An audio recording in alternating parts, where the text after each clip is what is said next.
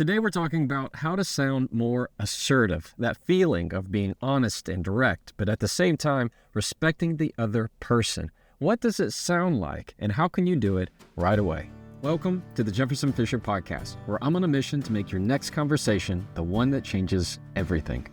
If you enjoy learning tools to improve your communication, I'm going to ask you to subscribe to this channel, and please leave a review. If you have any topic suggestions, just throw them in the comments. When you need to sound more assertive, here's what I want you to do. Number one, stop over apologizing. This is where you say, I'm sorry, so sorry, in every single sentence. I know it's a tick. I know it's a habit, but you got to stop, and I'm going to explain why. Number two, stop undervaluing what you have to say. That's when you downgrade your comment before you even get it out. Again, this is hurting your confidence, and we're going to dive into it. And number three, get comfortable with the word no. Get comfortable disappointing people. No is a complete sentence. I want you to think back to a conversation where you wish you would have sounded a little bit more assertive. Maybe it was at home with a partner or a spouse. Maybe it was at work with a coworker or a boss. A time where you wanted to be honest, you wanted to be direct, but you just couldn't find the words. Think back to that conversation in your mind and wonder, what could I have said differently? And here's what I need to tell you right out of the gate. If you don't find your assertive voice, you will be walked over. It will affect your confidence, and it will affect the trajectory of your life. It sounds harsh, but it's very true.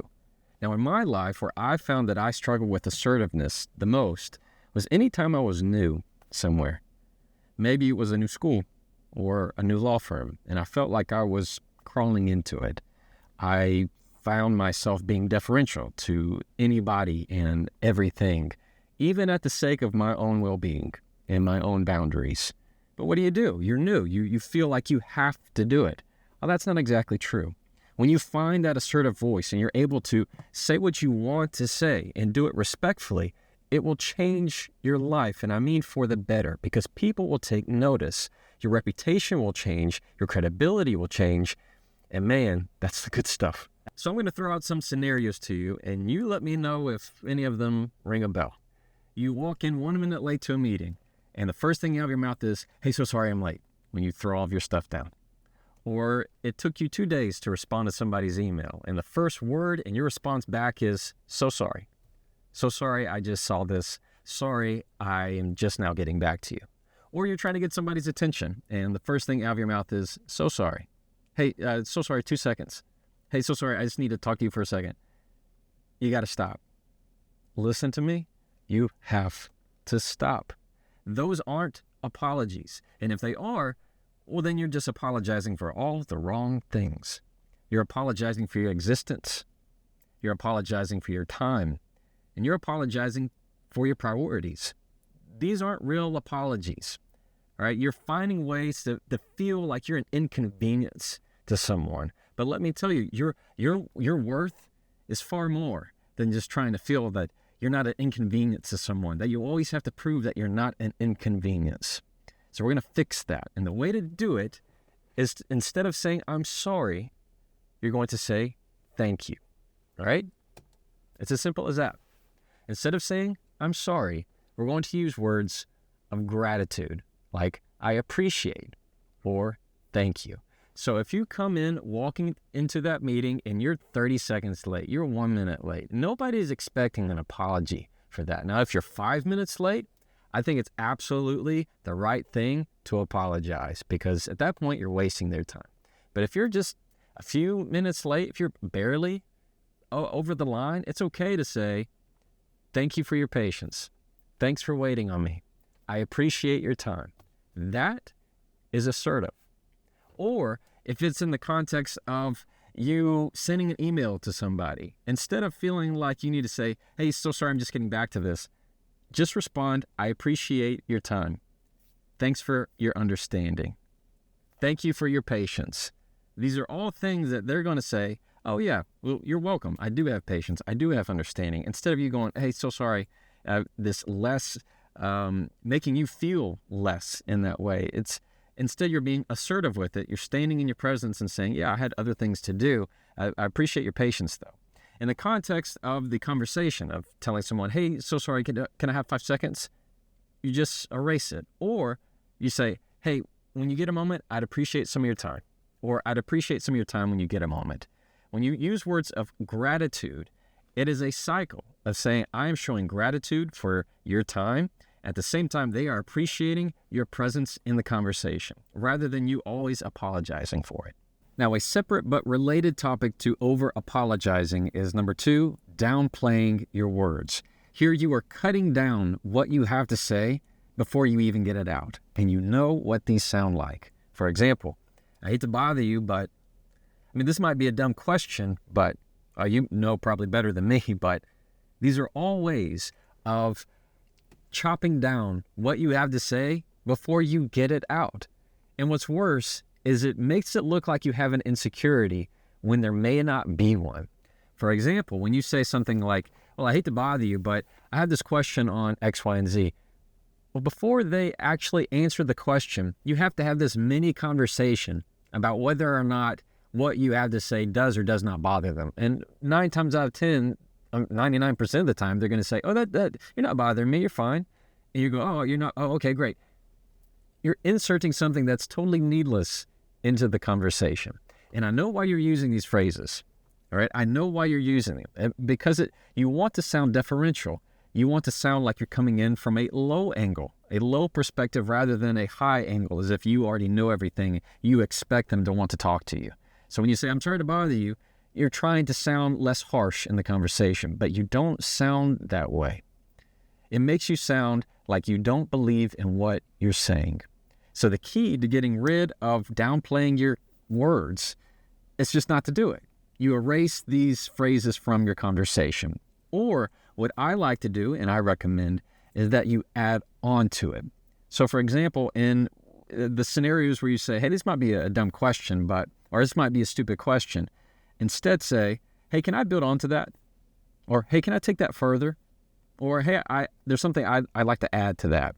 When you add to conversations, rather than shying away and taking away from them, it makes you sound far more assertive.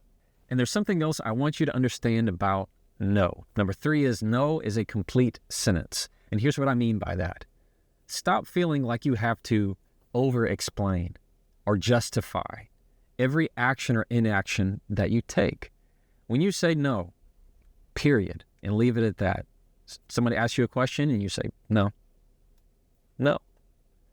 Instead of over-explaining and saying, well, no, because, well, I have that thing, and yeah, I got the dog, and we got this, and we got that. All of a sudden, you sound less assertive, and you water it down. No is all you have to say. So the key here is to stop adding because to the end of no, because it'll add more words to it. And the more words you add, the more it sounds like you're needing to explain and to justify, when often the only word that you need to sound assertive is no. Now we're at the part where I am going to read an email from a follower. If you are not part of my newsletter, I send out 1 email per week. It's a communication tip right to your inbox, totally for free. And for those who respond and have questions about things, I'm able to answer them. And it's a whole lot of fun. This one comes from Daniel over in Canada. Daniel says, hey, Jefferson, I love your comments, your content. Thanks, Daniel. I find myself over-apologizing constantly in my communication. I know I'm not supposed to do that, but what are some practical ways I can help remind myself in the moment? I got it, Daniel. Well, it's a little hard because it's my understanding, I've never been there, but people apologize a lot in Canada. Sorry. And I might be wrong, but I think it's a cultural thing too. So it's not all your fault. But if you want a very practical way to stop apologizing when you don't need to, I have a little tip you can use. Now, this might be a dad joke thing. I fully admit that now that I'm about to say it, but it works. Every time you're about to say, hey, so sorry, or I'm sorry, when you don't need it, tell yourself in your head and catch yourself. I'm not sorry, I'm Daniel. I'm not sorry, I'm Daniel. It's a reminder of who you are in that conversation. You're not who your apology is. You are who your existence is. You lean into that. So I am not here to talk about my apologies. I'm here to talk about who I am and what I need and how I need to assert my needs into this conversation. And it's a very quick way that you can do that, and I hope it helps. All right, I got another one. This one is from Ashley up in Maine. I've never been to Maine either. I guess I just need to travel more. Ashley says, "Hey Jefferson, I love your short practical videos." Thanks, Ashley. "I find myself always cutting down my words. My habit is to say, I could be wrong, but. So I get that. The I could be wrong, but it's a very easy phrase to slide in. The reason you're wanting to say that is because you don't want to sound like you're a know-it-all. Yeah? You're not wanting to sound like you're always right, like you always know the answer. So it's a little easier for you to hedge and say, hey, I could be wrong, but it doesn't make you sound like that, right? Just like we talked about, it makes you sound like you don't believe in what you're going to say. And I have a trick that I use with my own clients that I know is going to help you. I want you to imagine, Ashley, all right, that you are an attorney. You have a suit on, we're in a courtroom, and it's full, and you need to speak on behalf of your client. And your client is you. It's a duplicate of you. It looks just like you, sounds just like you, wears exactly what you're wearing right now, and your client's sitting down in a chair. And you're the attorney, you're in a full suit, and you're standing up in front of everyone, and you have to speak on behalf of your client. And what are you going to say? You're going to say, my client needs to feel understood. My client isn't going to accept that. You're going to feel much more justified, assertive. You have to stand in that place of what your client needs and wants because you understand them. Well, instead of saying my client, actually, I want you to tweak it and just say I. Instead of saying I could be wrong, but say I need to know what's going on in this conversation. I need to feel understood. I need X, Y, and Z. To say I need instead of my client needs. It's going to make you feel like you have a brand new personality. And now you can see where you always say, I could be wrong, but instead of just getting rid of that and saying, I need to make sure that I feel understood before we end this conversation. You see how more assertive that makes you sound? If you can do that, it's going to help your mindset the next time you find yourself in that situation. The thing to know about sounding more assertive is that it helps you feel more confident. And the more confident you feel, the more assertive you're going to sound. So it is a positive feedback loop.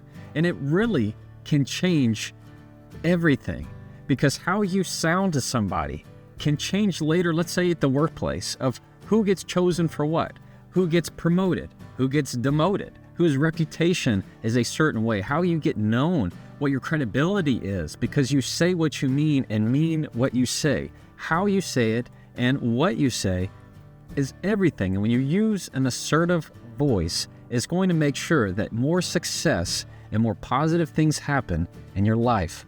If you want to support this podcast and improve your communication, I'm going to ask you to please subscribe to this channel on YouTube or follow the podcast on Spotify, Apple, or wherever you get your podcasts. Thank you for listening to the Jefferson Fisher Podcast. And as always, try that and follow me.